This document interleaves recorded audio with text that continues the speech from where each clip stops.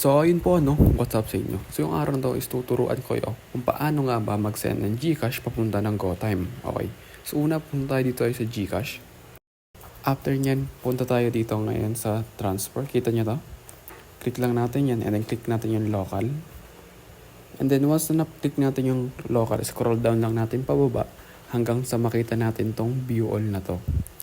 And then click lang natin yung view all, makikita natin dito lahat ng bank transfer. Okay? So click lang natin tong search bar button and then search lang natin yung GoTime. After natin ma-search yung click lang natin yan. And then makikita nyo dito, ito yung mga pipila pa natin. So dito yung account number, hanapin natin yan sa GoTime. So una is ilagay lang natin yung amount nung magkano ipapadala natin sa GoTime. Okay? Hanapin natin yung account name at account number nung ating padadalan sa GoTime.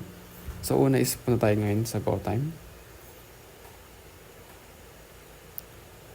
And then i-click lang natin tong deposit. And then i-scroll lang natin pababa hanggang sa makita natin to. Kita nyo yung number na yung 0159. Click lang natin yan. And then ikakopy lang natin yan. Copy. And then punta ulit tayo sa GCash.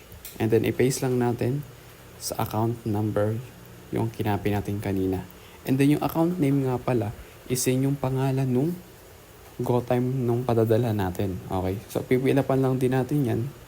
Kailangan din pilapan natin. And then click lang natin yung send money. And makikita nyo dito is meron siyang charge na 15 pesos. Okay?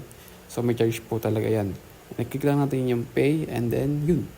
Tapos na po ang ating bank transfer. And then punta tayo sa GoTime. Kita nyo yung balance natin na 0-0.